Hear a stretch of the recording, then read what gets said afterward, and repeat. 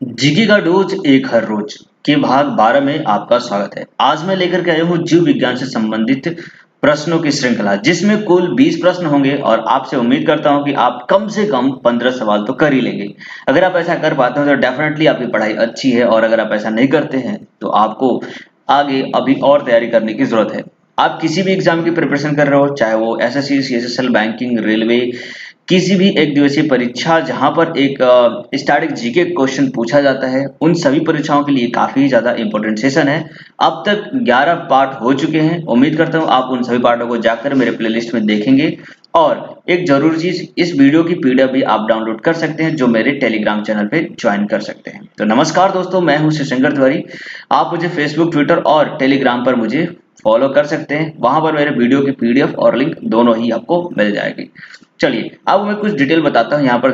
जैसे मेरे प्लेलिस्ट में जाएंगे तो वहां पर आपको सब्जेक्टिव जीके का सेक्शन मिलेगा। उस सेक्शन में जीके क्विज, जीके का डोज एक हर रोज, जो ये वाला सेशन है, ऐसे वीडियो। इसके अलावा मैंने पॉलिटी में प्रेसिडेंट ऑफ इंडिया के ऊपर क्विज और एक टॉपिक, एक लेक्चर वहां पे पूरा दिया हुआ है, जिसमें प्रेसिडेंट से रिलेटेड जितने भी इंपॉर्टेंट आर्टिकल हो सकते हैं, उसकी पावर हो सकती है, इन सभी चीजों को मैंने बताया है।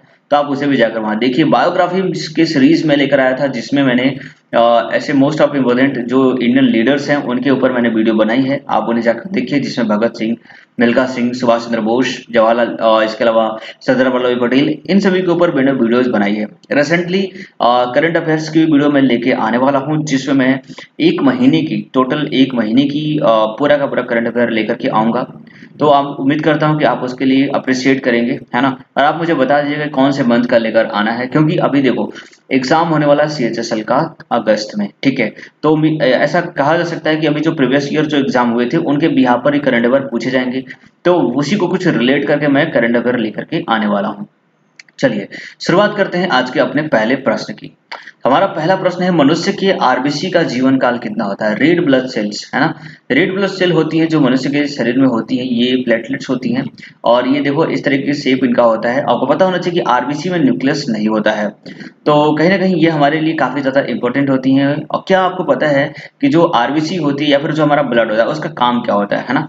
पहले तो आप मुझे ये कमेंट में बता दो कि इसका जीवन काल कितना होता है। और अगर आपको आंसर नहीं पता तो मैं बता दूं कि ये पूरा का पूरा 120 दिन का कार्य होता है इनका पूरा। और 120 दिन में ये क्या होती है, डेथ कर जाती है ना। फिर न्यू सेल का फॉर्मेशन होता है। तो ऐसे हमारे बॉडी में हमेशा ही ब्लड बनता रहता है, उसका डेथ होती रहती है। तो आपके साथ एक सवाल और भी है कि ब्लड बनता कहाँ पर है ना।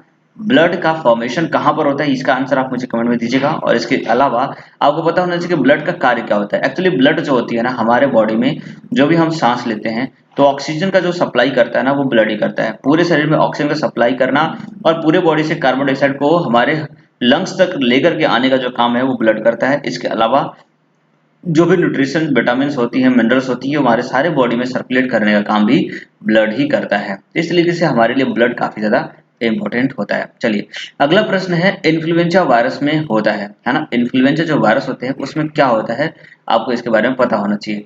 तो आपको पता होना चाहिए कि इन्फ्लुएंजा वायरस जो होता है उसमें आरएनए होता है। आरएनए से उनका फॉर्मेशन होता है, जिसे कहते हैं राइबो न्यूक्लिक एसिड होता है। ओके, चलिए अगला प्रश्न है, निम्नलिखित में से कौन सा पादप उत्तक एवं जीवित उत्तक है ना। उत्तक है एवं जीवित है ना। टिश्यू है लेकिन लिविंग टिश्यू है, इसके बारे में आपको बताना है। उम्मीद करता हूँ कि आप जो क्वेश्चन है ना साथ साथ कर रहे होंगे। अगर आपको टाइम नहीं मिल पा रहा है तो ऐसे में आप इसी वीडियो को पॉज करके भी कर सकते हैं। तो चलिए इसका जो आंसर हो जाएगा वो हो जाएगा ट्रैकिड, है ना। ट्रैकिड जो होता है वो प्लांट टिश्यू होता है, जो कि एक लिविंग टिश्यू होता है।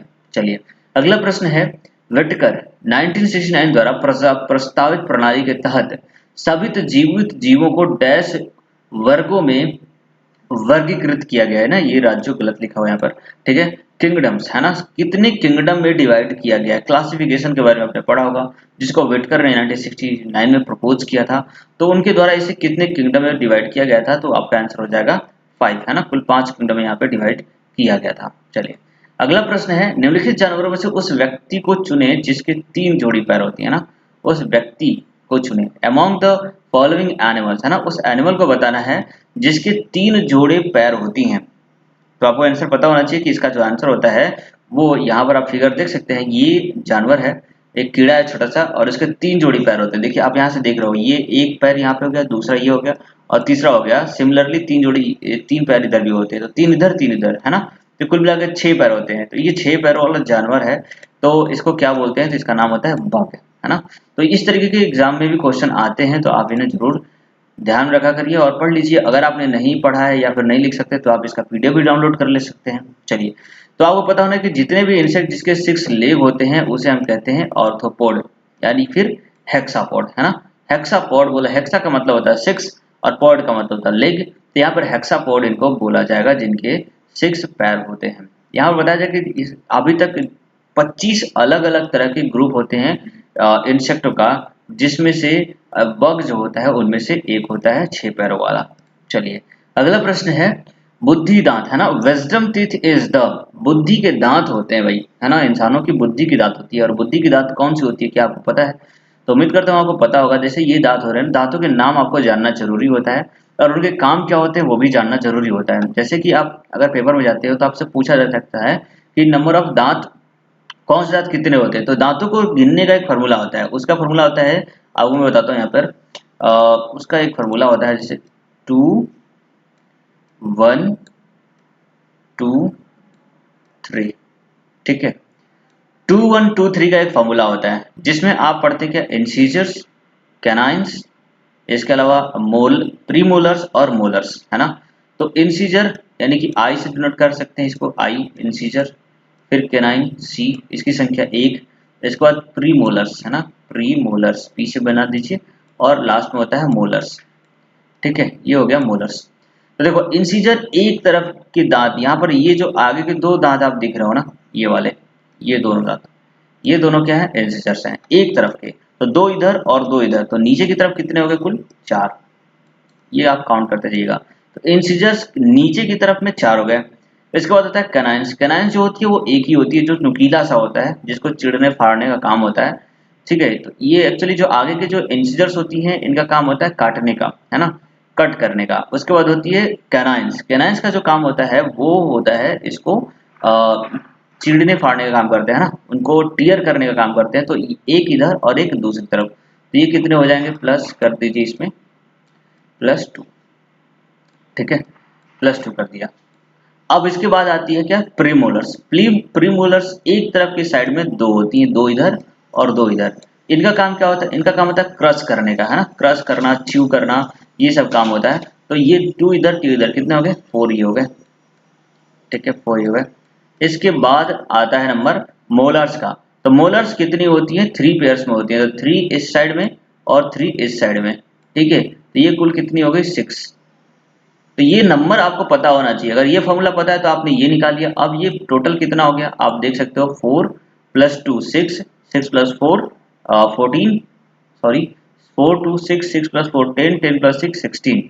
तो एक नीचे की तरफ का दांत जो लोअर जॉ होता है आपका, उसमें कितने टीथ हो गए? 16 नीचे और +16 ऊपर हो जाएंगे। तो इस तरीके से कुल आपके जो टीथ हो गए वो कितने हो गए? एक एडल्ट में कुल मिलाकर के 32 टीथ होते हैं, है ना। तो ये आपको समझ में आ गया, ये फॉर्मूला होता है। लेकिन इसमें पूछा गया विजडम टीथ कौन सा होता है। तो जो आपका ये थर्ड वाला जो टीथ है ना, ये वाला, ये होता है थर्ड मोलर जो होता है वो विजडम टीथ होता है, मोलार टीथ। ओके, तो ये जानना होता है। हालांकि ये जो टीथ होता है ना, इंसानों को बहुत जल्दी नहीं आता, कभी कभी ये 18 से 27 साल के एज के बिटवीन नॉर्मली आता है और बहुत बाद में आता है। किसी किसी इंसान को ये कम भी हो सकता है और कुछ लोगों में ये एक्स्ट्रा भी हो जाते हैं, जिसे हम सुपर न्यूमेरेटरी टीथ भी बोलते हैं, यानी कि 4 भी मोलार्स हो सकते हैं। मोलार जो टीथ होते हैं उनका काम भी होता है क्रश करना, ठीक है। तो ये काफी ज्यादा आपने समझ लिया। अगला क्वेश्चन है विटामिन बी कॉम्प्लेक्स में कितने विटामिन होते हैं, है ना। विटामिन बी कॉम्प्लेक्स की बात करें, आपने पढ़ा होगा विटामिन बी कॉम्प्लेक्स के बारे में। तो आप बताइए कि विटामिन बी कॉम्प्लेक्स में कितने टीथ होते हैं, कितने तरह के होते हैं। तो विटामिन बी कॉम्प्लेक्स की बात करें तो वो कुल 8 तरह के होते हैं, है ना। विटामिन बी जो होता है कुल 8 तरीके के होते हैं। चलिए, तो ये कुल 8 तरीके के विटामिन बी कॉम्प्लेक्स होती है, उसके नाम आपको पता होना चाहिए। विटामिन बी कॉम्प्लेक्स में कौन कौन से? Vitamin A, vitamin B, vitamin C, sorry vitamin 2, vitamin 3, vitamin 5, 6, 7, 9 और 12।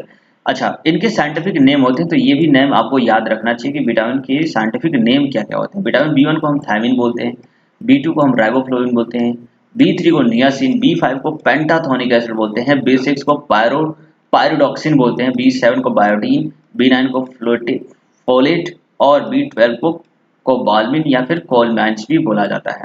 ठीक है। तो इस तरीके से इनके नाम आपको पता होने चाहिए। ओके, काफी इंपॉर्टेंट होते हैं, एग्जाम में इसके पूछे जाते हैं। Scientific name of the vitamin, वैसे विटामिन ए का भी साइंटिफिक नेम होता है ना, जिसे हम क्या बोलते हैं, vitamin A, vitamin C, vitamin D, vitamin K, vitamin E, इन सब का साइंटिफिक नेम होता है। उस नेम को भी आपको याद रखना चाहिए। जैसे हम विटामिन ए की बात करते हैं तो उसे टोकोफेरोल बोलते हैं, विटामिन सी की बात बोलते हैं तो कैल्सीफेरोल बोलते हैं, विटामिन डी की बात करें तो उसे, इस तरीके से सारे विटामिन के नेम आपको पता होने चाहिए। चलिए अगला प्रश्न है, मनुष्य के पास सामान्यतया ऑटोसोम के जोड़ होते हैं। ऑटोसोम है ना, ये नाम आपको याद रखना चाहिए, ऑटोसोम्स। ऑटोसोम्स होती है, इनकी कितनी जोड़ी होती है, तो आपको पता होना चाहिए कि एक्चुअली इंसानों में जो 23 पेयर ऑफ क्रोमोसोम्स होते हैं, कितने, 23 पेयर्स में क्रोमोसोम्स होती हैं। अब ये 23 जो पेयर्स होती हैं क्रोमोसोम्स की, इसमें कुल मिलाकर के 23 प्लस 23 है ना, कुल मिलाकर कितनी होती है, 46 क्रोमोसोम्स होती हैं, जिसमें से 22 पेयर्स वाली जो क्रोमोसोम्स होती हैं वो इनहेरिटेंस होती है ना, वो सेक्स को डिटरमाइन नहीं करती। यहाँ पर जो एक पेयर जो बचती है 23 नंबर, वो होती है एक्स और वाई है ना। वन पेयर जो होती है वो एक्स एंड वाई होती है, जो किसी भी पर्सन में वो मेल होगा या फीमेल होगा इसके ऊपर डिटरमाइन करती है। तो फाइनली यहाँ बताया गया कि कौन सा ऑटोसोम की जोड़ी संख्या, ऑटोसोम्स बोलते हैं ना। अच्छा, ये वन जो पेयर होता है ना उसे हम बोलते हैं क्रोमोसोम्स बोलते हैं, है ना, क्रोमोसोम्स। तो यहाँ पर आपको ध्यान रखना है कि ये ऑटोसोम्स होती हैं 22 होती हैं पेयर में, और कुल जो मनुष्य में जो क्रोमोसोम्स की जो संख्या होती है वो 23 पेयर में होती है, यानी कि टोटल 46 होती है। ठीक है, ये आप क्रोमोसोम्स का पिक्चर यहाँ पे देख सकते हो। जो सेल होता है उसका यहाँ पे न्यूक्लियस होता है, न्यूक्लियस में होता है क्रोमोसोम्स, जिसकी इस तरीके की फिगर होती है, और क्रोमोसोम्स के ऊपर होती है डीएनए, जो कि इनहेरिटेंस कैरेक्टर को डिफाइन करते हैं, और डीएनए के ऊपर ही होती है क्या, जीन। तो ये हमारे कैरेक्टरिस्टिक को डिफाइन करती है। चलिए, तो ये हो गया, मैंने आपको सब चीजें बता दी। अगला प्रश्न है, किसी क्षेत्र की जैव विविधता का एक अच्छा माप है। किसी क्षेत्र की जैव विविधता का एक अच्छा माप है, यानी कि a good measure of the biodiversity of an area is. तो किसी एरिया की बायोडाइवर्सिटी अच्छी है, ये किस चीज से पता चलेगा? क्या वहां पे नंबर ऑफ एनिमल कितने पाए जाते हैं इससे, या नंबर ऑफ ट्रीज हैं इससे, या फिर कितने लोग रहते हैं इससे, या फिर कितनी तरह की अलग अलग स्पेसीज पाई जाती हैं, इससे आप वहां पे डिफाइन कर पाते हैं।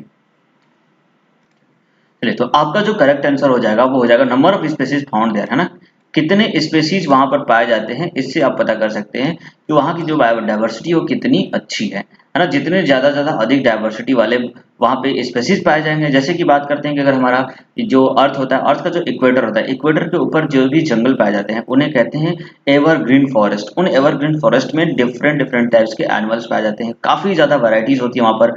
तो ऐसे में ये क्या होती है, काफी ज्यादा बायोडाइवर्सिटी वहां की अच्छी होती है।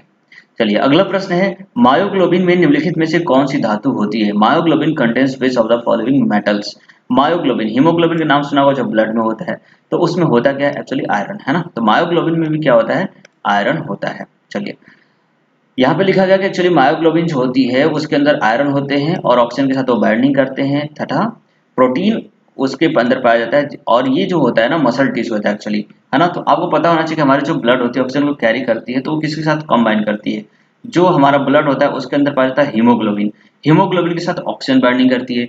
मायोग्लोबिन में क्या होता है, आयरन होता है, और ये एक मसल टिश्यू होता है, और जो वर्टिब्राज और मैमल्स में पाए जाते हैं। जो एनिमल इंसान होते हैं, जो भी जानवर होते हैं, उन सबको मैमल्स बोलते हैं। ठीक है, it exist in the deoxy haemoglobin and oxymyoglobin. Okay, अच्छा, myoglobin is a protein found in muscles that, है ना, हमारी जो मसल्स होती है उसमें पाया जाने वाला जो प्रोटीन होता है वही में क्या होता है, मायोग्लोबिन होता है।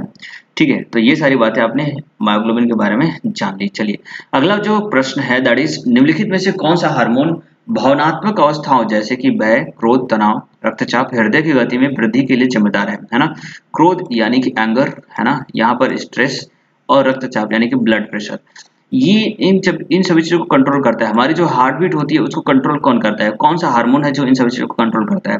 हमारी बॉडी में ऐसे बहुत सारे हार्मोन्स होते हैं जो रिलीज होते हैं, डिफरेंट डिफरेंट ऑर्गन से रिलीज होते हैं, और उनके अपने अलग अलग टास्क होते हैं, है ना। कुछ एंडोक्राइन ग्लैंड्स होती हैं, कुछ एक्सोक्राइन ग्लैंड होती हैं, है ना, अंतःस्रावी और बाह्यस्रावी ग्रंथियां होती हैं, और इन ग्रंथियों के द्वारा ही हार्मोन का श्रवण होता है, और जिसकी वजह से हमारे बॉडी में डिफरेंट डिफरेंट जो फंक्शन होते हैं, जैसे कि डाइजेशन हो गया, एक्सक्रीशन हो गया, इसके अलावा जो भी हमारी हार्ट बीट की बात हो गई, या फिर ब्लड प्रेशर की जो समस्या होती है, या फिर जैसे कि हमारे को क्रोध आना होता है ना।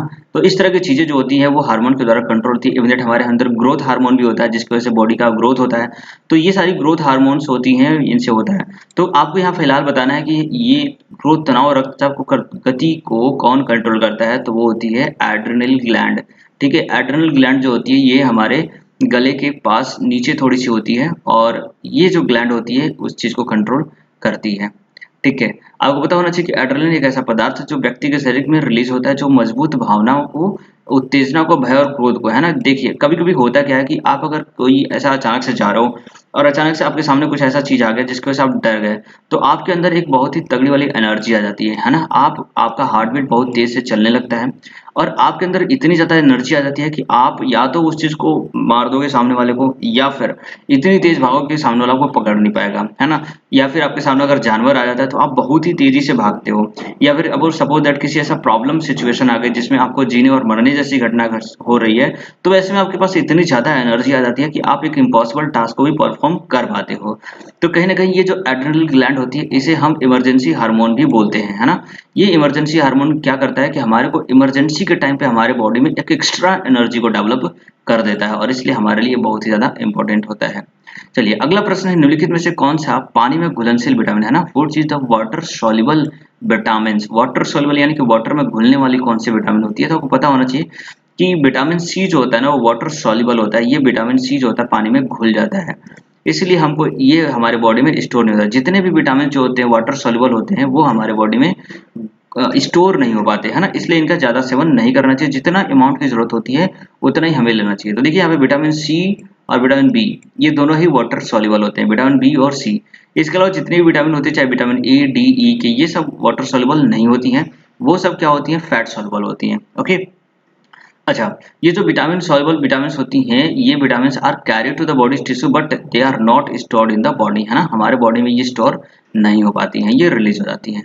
चलिए अगला प्रश्न है, दांतों की सड़न तब शुरू होती है जब मुंह का पीएच होता है नहीं। जो लोग दांतों को सही से साफ नहीं करते ना, उनके दांतों में सड़न होने लगती है ना। तो वो ऐसा क्यों होता है, क्योंकि उसकी पीएच जो होती है वो बढ़ जाती है। अब पीएच क्या होता है, परसेंटेज ऑफ हाइड्रोजन, है ना। पीएच जो वैल्यू होती है 1 से लेकर के 14 तक होती है, ठीक है, 1 से लेकर के 14 तक होती है, जिसमें 7 जो नंबर होता है वो होता है न्यूट्रल। यानी कि अगर 7 नंबर पे कोई है तो वो न्यूट्रल है। जैसे कि हम NaCl की बात करते हैं, यानी सॉल्ट वाटर की बात करते हैं, वो भी न्यूट्रल होता है, ना तो वो एसिडिक होता है ना तो बेसिक होता है। तो 7 पीएच वैल्यू एकदम से नॉर्मल होती है। इससे नीचे, अगर 7 से नीचे की तरफ अगर जाते हो, जैसे कि 1 2 3 4 5 6 होता है, तो वो होते हैं क्या, एसिड, ठीक है। और अगर 7 से ऊपर की तरफ जाते हो तो वो होता है बेसिक, है ना। बेसिक यानी कि इसको बोलते हैं अम्ल और इसको बोलते हैं क्षार, ठीक है। तो अम्ल 7 से नीचे वाले जितने होंगे अम्ल होंगे, 7 से ऊपर वाले होंगे क्षार होंगे। तो अम्ल क्षार की वजह से अब यहाँ पे क्या होता है कि हमारे जो तीत होता है उसकी जो पीएच वैल्यू अगर लेस देन 5.5 है, ठीक है, लेस देन 5.5 अगर उसकी पीएच हो जाती है, यानी कि पूरा का पूरा हमारा जो माउथ हो जाएगा वो एसिडिक हो जाएगा।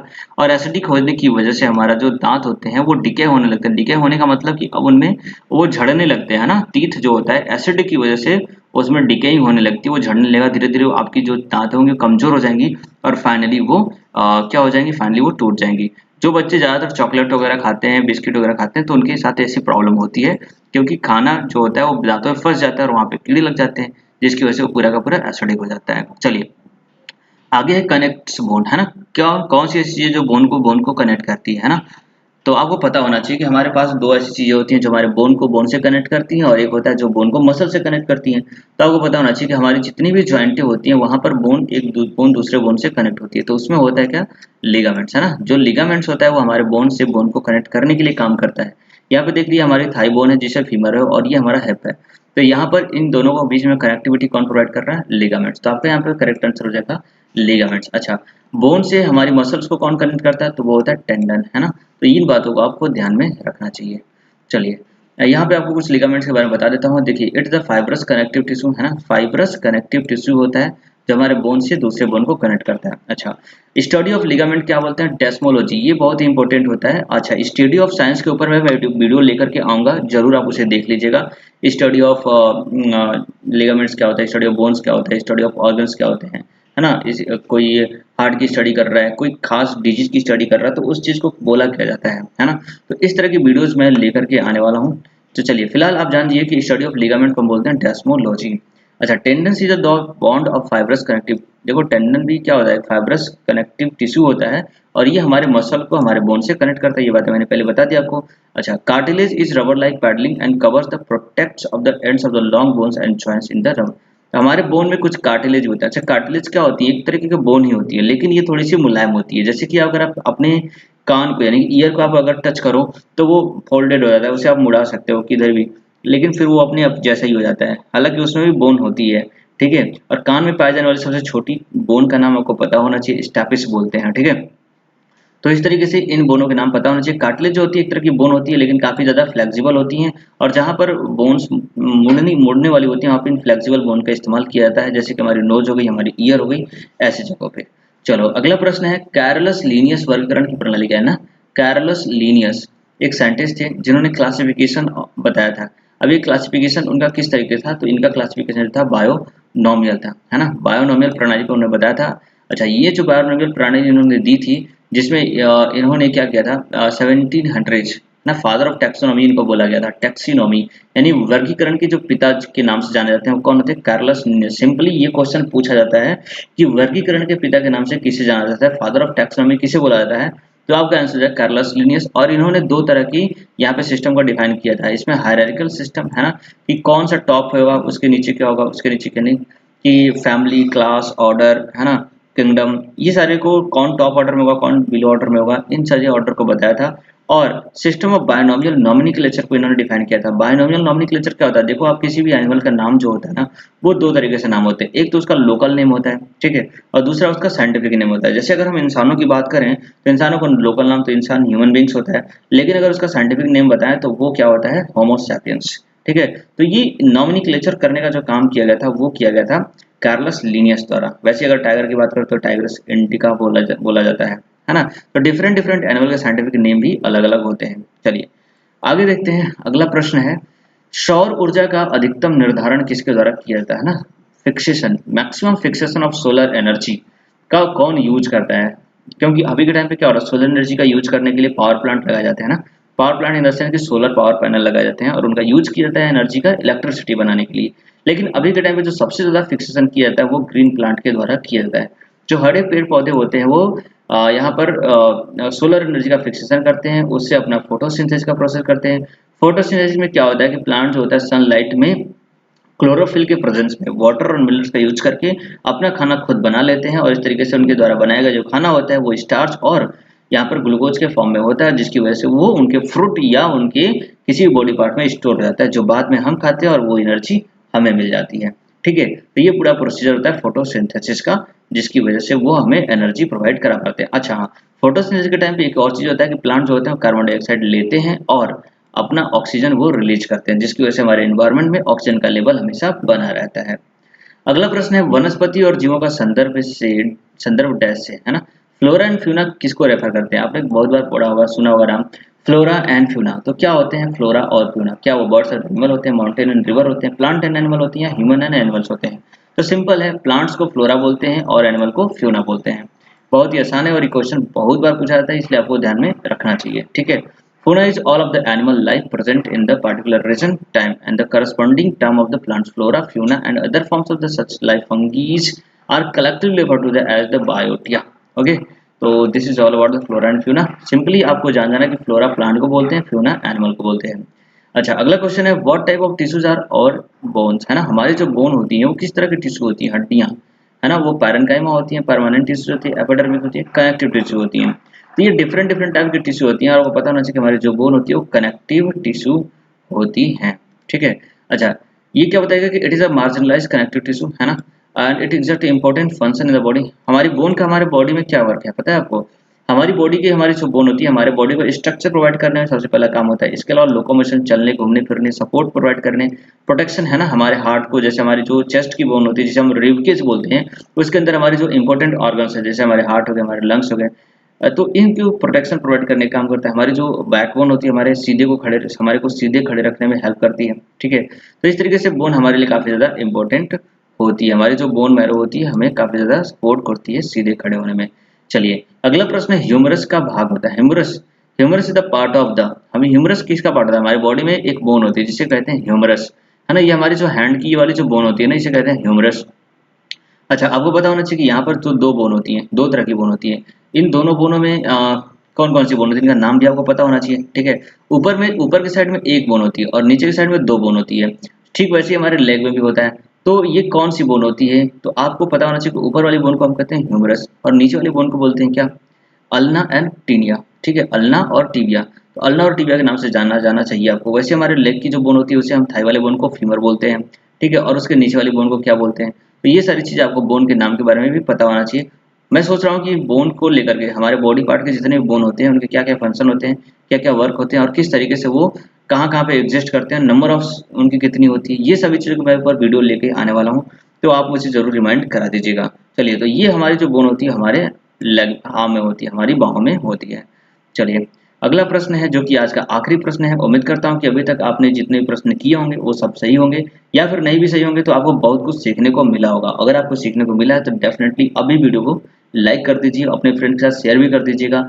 और अगर चैनल को सब्सक्राइब नहीं किया तो बिल्कुल अभी कभी सब्सक्राइब कर दीजिए, ताकि ये जो वीडियोज़ का सीरीज है मैं लेकर आ रहा हूँ, ये रोजाना लेकर के आता हूँ और आपको बहुत सारा फायदा मिलने वाला है। इसके अलावा सिर्फ यही नहीं बल्कि और बहुत सारी वीडियोस मैं लेके आता हूँ जो आपको जीके के पॉइंट ऑफ व्यू से काफ़ी इंपॉर्टेंट होते हैं, सब्जेक्टिव वाइज जो होता है वो मैं लेकर के आता हूँ, तो आपके लिए काफ़ी फायदेमंद होता है। तो आप मुझे जरूर ज्वाइन कर लीजिए। चलिए, अगला क्वेश्चन है, कौन सी ग्रंथि अन्य अंतःस्रावी ग्रंथियों के कामकाज को नियंत्रित करती है ना? अन्य अंतःस्रावी ग्रंथि, है ना, एंडोक्राइन ग्लैंड एक ऐसी ग्रंथि है हमारे शरीर में जिसे हम कहते हैं मास्टर ग्लैंड, है ना। आपको पता होगा हमारे शरीर में एक मास्टर ग्लैंड होती है जो हमारी दूसरी ग्रंथियों को कंट्रोल करने का काम करती है। तो वो कौन सी ग्रंथि होती है? ये होती है प्यूटिटरी ग्लैंड, जो कि हमारे हेड में पाई जाती है। हमारा जो सिर होता है वहां पर कान के पास सबसे नीचे जो पार्ट होता है ना, वहां पर एक मटर के दाने के जैसे बहुत छोटी ग्रंथि पाई जाती है, ठीक है। और ये ग्रंथि को हम बोलते हैं क्या? Master gland. एक्चुअली इसका नाम होता है प्यूटिटरी ग्लैंड। और ये प्यूटिटरी ग्लैंड जो होती है इसे ग्रोथ हार्मोन भी बोला जाता है। ग्रोथ हार्मोन यहाँ से रिलीज होता है और बाकी की जितनी भी ग्रंथियां होती हैं, चाहे वो थायराइड ग्लैंड हो, पीनियल ग्लैंड हो, एड्रिनल ग्लैंड हो, इन सभी ग्रंथियों को कंट्रोल करने का काम भी ये ग्लैंड करती है। तो ये ऑल अबाउट दिस जीके। तो ये सारी चीज़ें मैंने जो बताई यहाँ पे लिख दिया है और इनकी पीडीएफ भी आप मेरे चैनल से जाकर के डाउनलोड कर सकते हैं। वहाँ पर आपको ये इसका पीडीएफ मिल जाएगा। और अभी तक आपने वीडियो मेरी देखी तो thank you for watching this till the end of the video. और लाइक जरूर कर दीजिए, शेयर कर दीजिए, सब्सक्राइब कर दीजिए। आपका दिन शुभ रहे। जय हिंद, जय भारत।